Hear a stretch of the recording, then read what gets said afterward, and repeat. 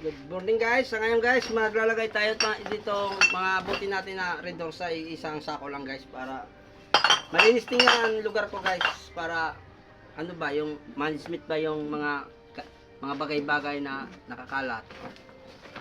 Ganyan dapat kahit na mangangalakal ka lang dapat mayroon ka rin ng ano sa pag mga lagay ng mga basura para maganda tingnan guys. Hindi yung kung saan nakakalat siya sa bakuran mo. Pangit. Pangit tingnan guys.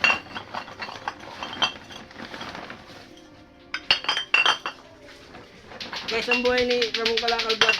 Guys, puro lang ano to guys. Vlog natin puro sa pangangalakal. Paramihan guys. Hanggang dito ang ating video guys. Paki-like, paki-share, paki-follow.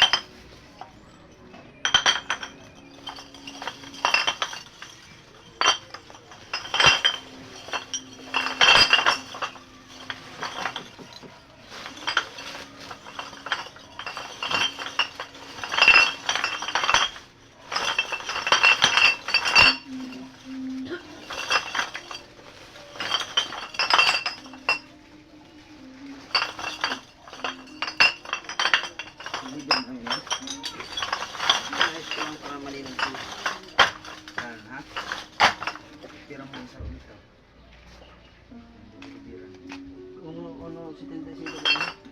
Yan din sa 350. Pero, di yung malang. Ipunan mo lang talaga siya para itong kahong ka lang para nasulihin mo. Ura ka nga sulihin. Kumisiluhin ko na, kuha mo na yun.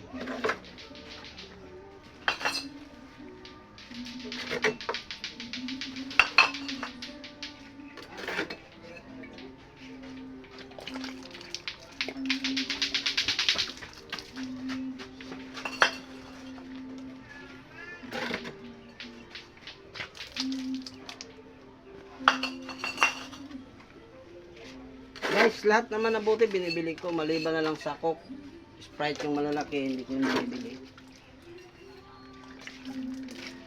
Pero lahat, Red Horse, binibili ko yan guys.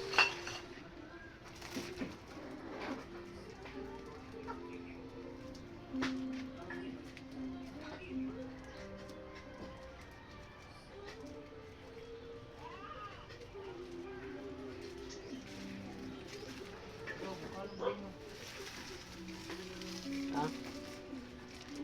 Parang mukha. Tikman.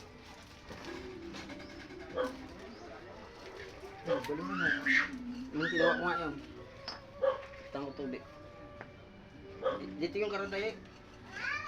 Dito si Day Pabrika.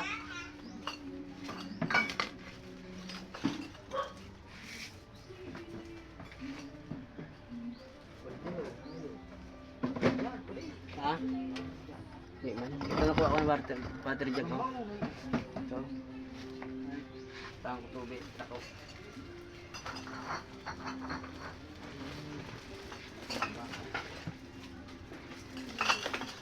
Ay, baklason ako. Diligaw yaw.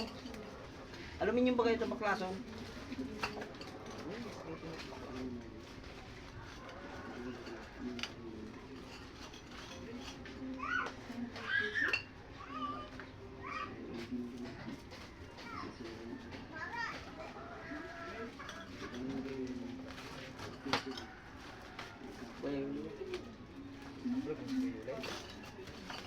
Binakal na rin.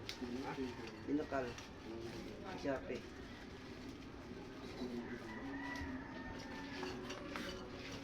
Ayos tayo guys ng mga kalakal natin dito para mamaya malinis na tingnan. Meron kasi yung maraming kalat. Masakit sa mata guys. Sabi kahit nga mangangalaka lang tayo, dapat meron tayong pag ano sa anong kapaligiran, malinis.